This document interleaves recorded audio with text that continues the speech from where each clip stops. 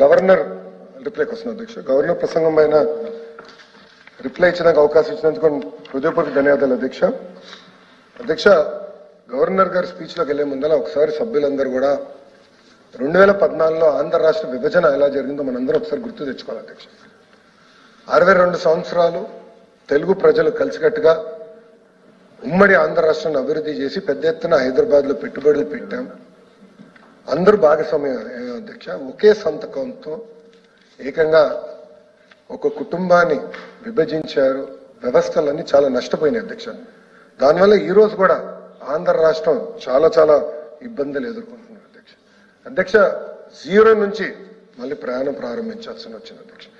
అధ్యక్ష, 2014 నుంచి 19 మధ్యలో ఒకసారి మీరు చూస్తే శాసనసభ సాక్షిగా గౌరవ ముఖ్యమంత్రి చంద్రబాబు నాయుడు గారు ఒకే రాష్ట్రం ఒకే రాజధాని అభివృద్ధి వికేంద్రీకరణ చేయాలి అని చాలా స్పష్టంగా చెప్పారు అధ్యక్ష.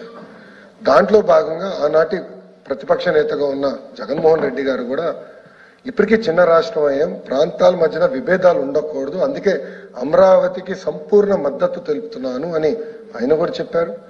ఏకంగా పవన్ అన్న కానివ్వండి, కేంద్రంలో ఉన్న మన ఆనాటి ప్రధానమంత్రిగా ఉన్న నరేంద్ర మోడీ గారు కూడా స్వయంగా వచ్చి అమరావతి కూడా శంకుస్థాపన చేస్తాం జరిగింది అధ్యక్ష. అధ్యక్ష, మీరు ఒక్కసారి చూస్తే 14 నుంచి 19 మధ్యన ప్రతి జిల్లాకు ఒక యాక్షన్ ప్లాన్ అనేది తీసుకొచ్చారు అధ్యక్ష. దాంట్లో భాగంగా కరువు ప్రాంతాలు అంటే అనంతపూర్కి కియా మోటార్స్ తీసుకెళ్ళారు అధ్యక్ష. ఉత్తర అనంతపూర్కి పెద్ద ఎత్తున రెన్యూబుల్ ఎనర్జీ ప్రాజెక్ట్స్ కూడా ఆనాటి ప్రభుత్వం తీసుకొస్తాం జరిగింది అధ్యక్ష. అధ్యక్ష, మీరు చూస్తే కడప గాని చిత్తూరుకి పెద్ద ఎత్తున మనం ఎలక్ట్రానిక్స్ మ్యానుఫ్యాక్చరింగ్ పరిశ్రమలు కూడా తీసుకొచ్చాం అధ్యక్ష. కర్నూలుకి ఏకంగా ఎయిర్పోర్ట్ కూడా ఆనాడు భూసేకరణ చేసి డబ్బులు ఇచ్చి ఎయిర్పోర్ట్ కూడా కట్టి ఆపరేషన్ వేసి కూడా ఆనాటి ప్రభుత్వం చేస్తాం జరిగింది అధ్యక్ష. అధ్యక్ష, ఇంతేకాకుండా ప్రకాశం జిల్లా కూడా పేపర్ మిల్ అధ్యక్ష, పోరాడి పేపర్ మిల్ తీసుకొస్తే తర్వాత వచ్చిన ప్రభుత్వం తరిమేసింది అధ్యక్ష. ఇంకా ఉభయ గోదావరి పెద్ద ఎత్తున ఆక్వా రంగంలో ప్రోత్సహించాలని అడిగేశాము. ఇంకో పక్కన ఉత్తరాంధ్రకు వచ్చేగల విశాఖపట్నంలో ఏఎంటీజెడ్ అధ్యక్ష, మెడికల్ డివైసెస్ మ్యానుఫ్యాక్చరింగ్ చేసే ఏఎంటీజెడ్ తీసుకొచ్చే పెద్ద ఎత్తున ఎకో సిస్టమ్ ఏర్పడింది. ఐటీ రంగం డేటా ఆనాడు అదానితో ఒప్పందం కుదుర్చుకుని డేటా సిటీ ఏర్పాటు చేద్దాం అనుకున్నాం. ఇట్లా అనేక కార్యక్రమాలు 14 నుంచి 19 వరకు మన ప్రభుత్వం చేస్తాం జరిగింది అధ్యక్ష. అధ్యక్ష, మీరు చూస్తే ఆ 5 సంవత్సరాలు డిఎస్సి 2 సార్లు నిర్వహించాం అధ్యక్ష. 18,000 పోస్టులు భర్తీ చేశాం అధ్యక్ష. కియా, ఫాక్స్కాన్, హెచ్సిఎల్, జోహో, కాండ్యూయెంట్, అదేవిధంగా డిక్సన్ లాంటి కంపెనీలు ఆనాడు మన ప్రభుత్వం తీసుకొచ్చింది అధ్యక్ష. అధ్యక్ష, నేను చెప్తాం కాదు, గతంలో ఇదే హౌస్ లో నేను ప్రతిపక్షంలో కూర్చున్నాను, కౌన్సిల్ సభ్యుడిగా కూర్చున్నాను అధ్యక్ష.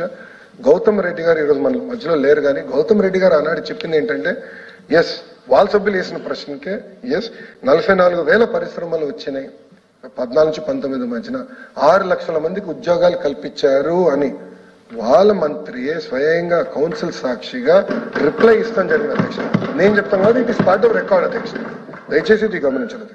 ఇంతేకాకుండా అధ్యక్ష, సంక్షేమ అధ్యక్ష, తెలుగుదేశం ప్రభుత్వం వచ్చే ముందల పెన్షన్ 200 రూపాయలు అధ్యక్ష. చాలని 200 రూపాయల పెన్షన్ ఒకే సంతకంతో 5 రెట్లు పెంచి 1000 రూపాయలు చేశాం అధ్యక్ష. ఆనాడు హామీ ఇచ్చాం, చేశాం. అంతేకాకుండా మళ్ళీ ఎన్నికలు కరెక్ట్ గా 9 నెలల్లో ముందల 1000 రూపాయల పెన్షన్ ని 2000 రూపాయలు తెలుగుదేశం ప్రభుత్వం చేసింది అధ్యక్ష. అంటే 5 సంవత్సరాల్లో 200 రూపాయల పెన్షన్ ఏకంగా 2000 రూపాయలు పెంచింది తెలుగుదేశం పార్టీ అధ్యక్ష. అన్న క్యాంటీన్లు ప్రారంభించాం, నిరుద్యోగ భృతి ఆనాడు ఇచ్చాం, పసుపు కుంకం కార్యక్రమం కింద మహిళలకి అండగా నిలబడ్డాం. ఆదరణ పథకం ద్వారా మా బీసీ సోదరులు పెద్ద ఎత్తున పనిముట్లు కూడా ఆనాడు మన ప్రభుత్వం అందజేసింది అధ్యక్ష. అంతేకాకుండా ఆక్వా రంగం ఒక్కసారి చూడండి అధ్యక్ష. ఆక్వా రంగాన్ని పెద్ద ఎత్తున ప్రోత్సహించి చౌకగా కరెంటు కూడా ఇచ్చి ఏకంగా ఆక్వా రంగాన్ని నంబర్ 1 స్థానంలో నిలబెట్టింది ఆనాటి ప్రభుత్వం అధ్యక్ష. ఇంతేకాకుండా అధ్యక్ష, గౌరవ స్పీకర్ గారు పంచాయతీరాజ్ గ్రామీణాభివృద్ధి శాఖ మంత్రిగా చేశారు. ఆయన తర్వాత నాకు అవకాశం వచ్చింది అధ్యక్ష. మీ ఇద్దరం కలిసి, అంటే అయ్యన్న పాత్రుడు గారి తర్వాత ఒక కొడుకు వయసున్న నాకు అవకాశం ఇచ్చారు. అయ్యన్న పాత్రుడు గారి ప్రోత్సాహంతో అధ్యక్ష 25,000 కిలోమీటర్లు అధ్యక్ష, 25,000 కిలోమీటర్లు సీసీ రోడ్ వేసాం అధ్యక్ష. ఇంతేకాకుండా 35 లక్షల వీధి దీపాలు ఆనాడు పంచాయతీరాజ్ గ్రామీణాభివృద్ధి శాఖలో చేశాం అధ్యక్ష. అధ్యక్ష భోగాపురం భూసేకరణ కూడా ఆనాడు చేశాం అధ్యక్ష. శంకుస్థాపన చేశాం. ఇంకా విజయవాడ ఎయిర్పోర్ట్ అధ్యక్ష, ఇప్పుడు కూడా మీ ఫ్లైట్లో వచ్చినప్పుడు చూస్తూ ఉంటాం ఎయిర్పోర్ట్ ఎక్స్టెన్షన్ కార్యక్రమం ఆనాడే ప్రారంభించింది అధ్యక్ష. మళ్ళీ గత 5 సంవత్సరాలు ఆగిపోయినాయి, దానికి కూడా వస్తుంది. ఇట్లా ఒక పద్ధతి ప్రకారం చేస్తూ వచ్చాం అధ్యక్ష. కానీ 2019లో ఒక్క అవకాశం అన్న మాటకి ప్రజలు పడి ఏకంగా ప్రభుత్వాన్ని మార్చడం జరిగింది అధ్యక్ష. కంటిన్యూటీ లేకపోవడం వల్ల ఆంధ్ర రాష్ట్రం ఎంత నష్టపోయిందో దయచేసి ఒకసారి గౌరవ సభ్యులు అందరూ వినాల్సిన అవసరం ఉంది అధ్యక్ష. అధ్యక్ష 2019 నుంచి 24 వరకు మీరు చూస్తే చెప్పుకునే స్థాయి ఒక్క కంపెనీ కూడా ఆంధ్ర రాష్ట్రానికి తీసుకురాలేదు అధ్యక్ష. ప్రైవేట్ రంగంలో ఎక్కడ పెట్టుబడులు అనేది రాలేదు అధ్యక్ష. ఇంకో పక్కన గౌరవ సభ్యులు కూడా ఉన్నారు, ఒక్క డిఎస్సి కూడా ఇవ్వలేదు అధ్యక్ష. ఒక్క డిఎస్సి జరగలేదండి 5 సంవత్సరాల్లో. వాళ్ళు ఈరోజు మమ్మల్ని ప్రశ్నిస్తారా? ఒక్క డిఎస్సి నిర్వహించలేదు అధ్యక్ష. అధ్యక్ష గత ప్రభుత్వం వచ్చిన వెంటనే జే ట్యాక్స్ పేరుతో పీపీఏలు క్యాన్సిల్ చేశారు అధ్యక్ష. పవర్ పర్చేస్ అగ్రిమెంట్స్ క్యాన్సిల్, ఏకపక్షంగా క్యాన్సిల్ చేశారు. దానివల్ల ఆంధ్ర రాష్ట్ర బ్రాండ్ ఇమేజ్ దెబ్బతింది అధ్యక్ష. దానివల్లనే ఈరోజు కరెంట్ ఛార్జీలు పెరిగినాయి అధ్యక్ష. అదే ప్రైస్ గానీ ఆనాడు ప్రభుత్వం కొనుగోలు చేస్తుంటే ఈరోజు కరెంటు ఛార్జీలు పెరిగే పరిస్థితి ఉండేది కాదు అధ్యక్ష. 9 సార్లు గత ప్రభుత్వం కరెంట్ ఛార్జీలు పెంచింది. ఆ ఒక్క పీపీ రద్దు వల్ల అధ్యక్ష అనేక మంది అంటే ఇతర దేశాల నుంచి వచ్చి పెట్టుబడులు పెట్టిన వాళ్ళు ఆంధ్ర రాష్ట్రం నుంచి పారిపోయారు అధ్యక్ష. ప్రధానమంత్రి గారి కార్యాలయం ఇన్వాల్వ్ అయ్యి ఏకంగా పీపీఎల్ మీరు రద్దు చేసేదానికి లేదు, మీరు చేయొద్దు అని చెప్పే పరిస్థితికి వచ్చింది అధ్యక్ష. ఆయన ఏకపక్షంగా చేశారు. ఇంకో పక్కన అధ్యక్ష అమర్ రాజా, ఈరోజు మనం అందరం గర్వపడాలి అమర్ రాజా బ్యాటరీ గురించి. ఎందుకు కూడా నేను చెప్తాను అధ్యక్ష, it is now number 1 battery company in India. Highest tax payer Andhra రాష్ట్రంలో ఎవరంటే అమర్ రాజా బ్యాటరీ. వాళ్ళ కార్పొరేట్ హెడ్ క్వార్టర్స్ ఇప్పుడు కూడా అధ్యక్ష చిత్తూరు జిల్లాలో ఉంది. హైయెస్ట్ ట్యాక్స్ పేయర్ అధ్యక్ష. వీళ్ళ లేబర్ డిపార్ట్మెంట్ పంపించారు, పొల్యూషన్ కంట్రోల్ బోర్డులు పంపించారు, అందరిని పంపించి ఆ ఫ్యాక్టరీని మూసేదానికి ప్రయత్నించారు అధ్యక్ష. అడుగడుగుని ఇబ్బంది పెట్టారు అధ్యక్ష. దానివల్ల అధ్యక్ష అమర్ రాజా తెలంగాణ రాష్ట్రానికి వెళ్ళింది. ఈరోజు lithium ion battery expansion Telangana రాష్ట్రంలో జరిగే పరిస్థితి అధ్యక్ష. ఆ ఒక్క కంపెనీ పోతాం కాదు అధ్యక్ష, ఒక మేజర్ కంపెనీ వెళ్తే మొత్తం యాన్సిలరీ యూనిట్స్ అని వెళ్ళిపోతాయి. గతంలో చాలా మంది అడిగారు చిత్తూరు జిల్లాలో ఎలక్ట్రానిక్స్ మ్యానుఫ్యాక్చరింగ్ ఎలా జరుగుతుందంటే చెప్పాడు, అమర్ రాజా చూడండి, వాళ్ళు చేయగలుగుతున్నారంటే మీరు టీవీలు తయారు చేయగలుగుతారు, వాళ్ళు చేయగలుగుతున్నారంటే మీరు ఇక్కడ ఏసీలు తయారు చేయగలుగుతారు, రాండి పెట్టుబడి పెట్టండి అని ఆనాడు నేను ఐటీ ఎలక్ట్రానిక్ శాఖ మంత్రిని తీసుకొచ్చా అధ్యక్ష. తమిళనాడు, కర్ణాటక, తెలంగాణతో పోరాడి తీసుకొచ్చాం. అలాంటి అమర్ రాజా బ్యాటరీని కూడా ఏకంగా పక్క రాష్ట్రం పంపించారు అధ్యక్ష. లూలు అధ్యక్ష, ఆ రోజు తెలుగుదేశం ప్రభుత్వం భూములు కేటాయించింది. ఆ ఒక్క మాల్ కానీ వచ్చుంటే 25,000 మంది పనిచేసేవారు అధ్యక్ష. చాలా పెద్ద హోటల్ కమ్ మాల్ అది. ఒక మాల్ కన్వెన్షన్ సెంటర్ హోటల్ అధ్యక్ష. ఇది ఎందుకు చెప్తున్నానంటే అధ్యక్ష, ఈరోజు ఒక పెద్ద సమావేశం పెట్టుకోవాలంటే ఆంధ్ర రాష్ట్రంలో కన్వెన్షన్ సెంటర్ లేదు మనకి. హైదరాబాద్ లో ఒక హెచ్ఐసిసి ఉంది, హైటెక్స్ ఉంది, కన్వెన్షన్ సెంటర్ లేదు. అందుకే వాళ్ళకి ఇచ్చాం అధ్యక్ష. ఇస్తే గత ప్రభుత్వం అధికారంలోకి వచ్చిన వెరదేకంగా క్యాన్సిల్ చేశారు. అందరూ లూలో ఏం చెప్పారు, భారతదేశం అన్ని రాష్ట్రాల్లో పెట్టుబడి పెడతాం, కేవలం ఒక ఆంధ్ర రాష్ట్రం తప్ప అని చెప్పారు అధ్యక్ష. చూడండి పరిస్థితి. ఈరోజు లూలో మీరు మాల్స్ చూడండి అధ్యక్ష, పక్క రాష్ట్రంకి వెళ్ళి దయచేసి అందరూ చూడాలి అధ్యక్ష.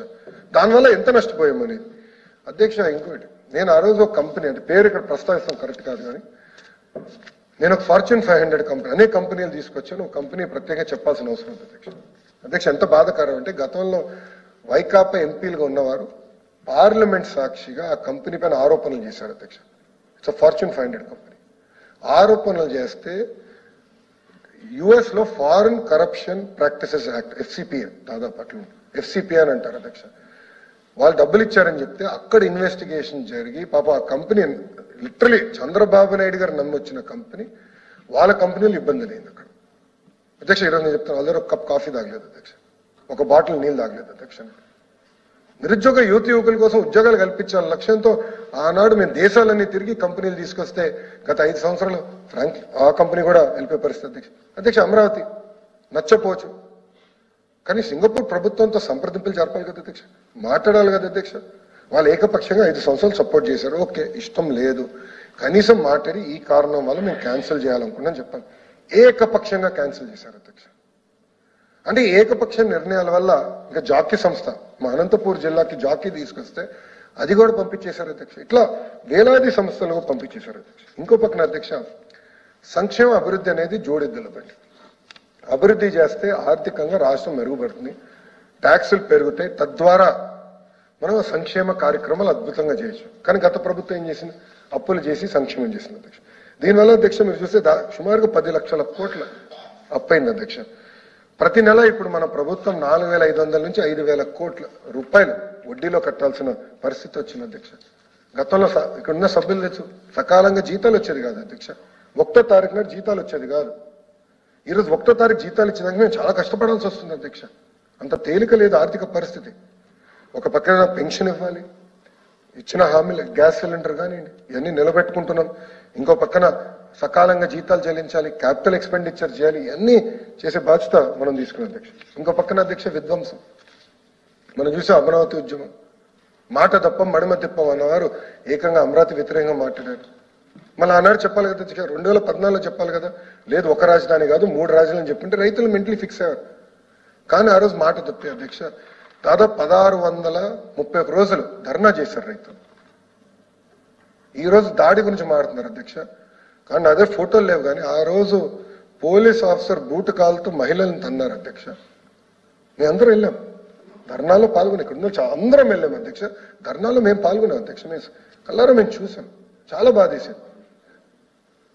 మాజీ ముఖ్యమంత్రి గారికి రావాలంటే పరదాలు కట్టుకునే పరిస్థితికి తీసుకొచ్చారు అధ్యక్ష. అధ్యక్ష ఈరోజు హైదరాబాద్ చూస్తే ఎంతోమంది ముఖ్యమంత్రులు మారారు అధ్యక్ష. కానీ ఎవరు హైదరాబాద్ వ్యతిరేకంగా పనిచేయాలి. కొంచెం స్పీడ్గా అభివృద్ధి చేయలేకపోయినా హైదరాబాద్ వ్యతిరేకంగా పనిచేయలేదు. కానీ ఇక్కడ ఏం జరిగింది అధ్యక్ష, అమరావతిని సర్వనాశనం చేశారు. అలానే కర్నూలులో బెంచ్ తీసుకొచ్చారా? లేదు. అలానే విశాఖపట్నంలో చెప్పుకునే స్థాయి కంపెనీలు తీసుకొచ్చారా? లేదు. దానివల్ల ఎవరు నష్టపోయారు అధ్యక్ష? నిరుద్యోగ యువకులు పెద్ద ఎత్తున నష్టపోయారు అధ్యక్ష. ఇంకో పక్కన అధ్యక్ష మన రోడ్లు ఈ రోజు అధ్యక్ష గుంటలు పూడ్చేదానికి 1000 కోట్లు అయిపోతుంది అధ్యక్ష. ఎందుకంటే 5 సంవత్సరాలు ఇన్వెస్ట్మెంట్ చేయలేదు, గుంటలు పూడ్చలేదు, కొత్త రోడ్లు వేయలేదు. దానివల్ల ప్రజలు తీవ్రంగా ఇబ్బంది పడ్డారు అధ్యక్ష. రోడ్లు పోయి దాని తర్వాత ఏకంగా ప్రతిపక్ష పార్టీల పైన ప్రతిపక్ష నేతల పైన కేసులు అధ్యక్ష. నేను అడుగుతున్నా అధ్యక్ష, ఇంతమంది సభ్యులు ఇప్పుడు వాకౌట్ చేసి వెళ్ళారు వైకాపా సభ్యులు. గత 8 నెలలుగా ఒక్క కేసు పెట్టారు అధ్యక్ష వాళ్ళ పైన.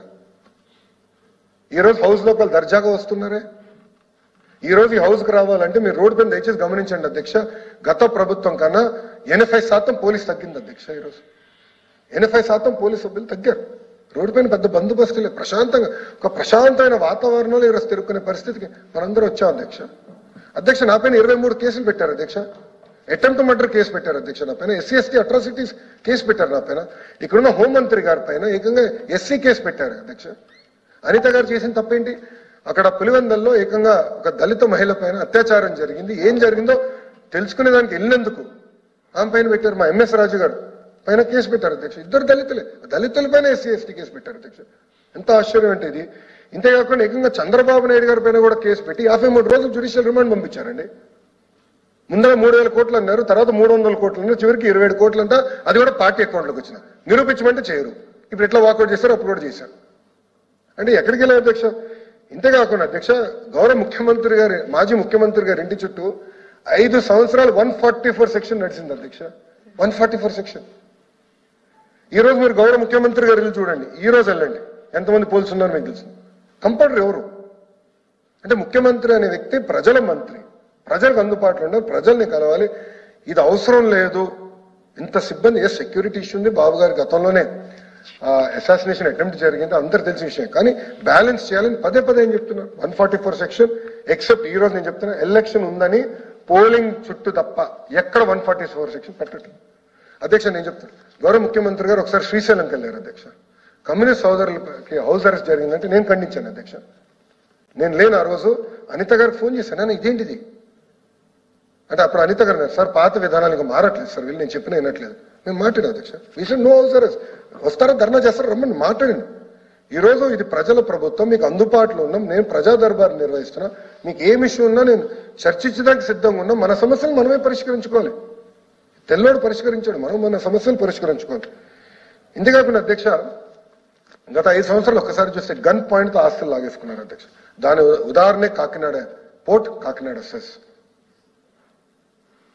అడ్డగోలుగా గన్ పాయింట్లు పెట్టి ఏకంగా పోర్టులు లాగేసుకున్నారు అధ్యక్ష. అందుకే మొన్న కేసు పెడితే పరిగెత్తుకుంటూ వచ్చి మళ్ళీ పోర్టు తిరిగిచ్చే పరిస్థితి. మీరు చూస్తే తప్పు చేయకపోతే ఇస్తారా?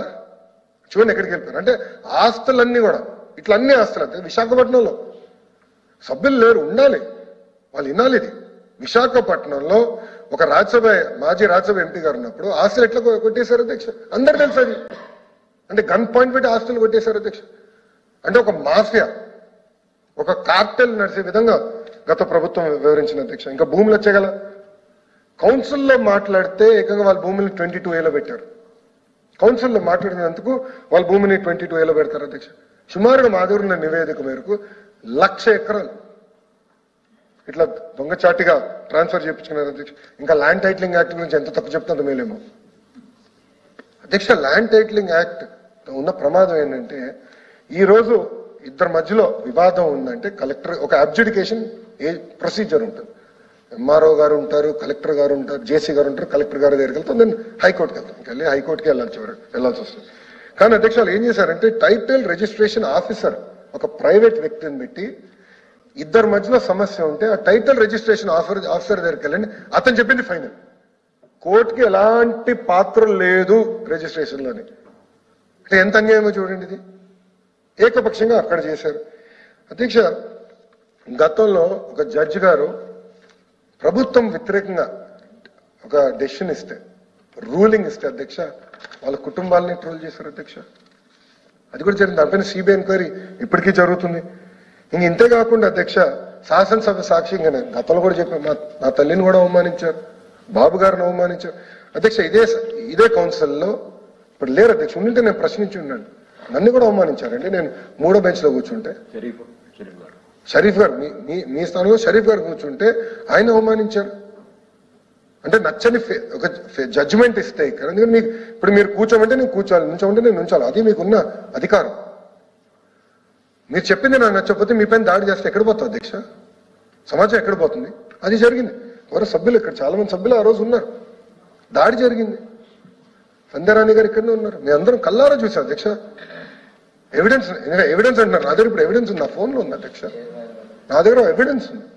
దాడి చేశారు అధ్యక్ష. ఇవన్నీ మనం మర్చిపోయామా అధ్యక్ష? ఇంతేకాకుండా అధ్యక్ష, మనం ఒకసారి చూస్తే ఏకంగా దేవాలయం లాగా భావించే తెలుగుదేశం పార్టీ కార్యకర్తలు మా పార్టీ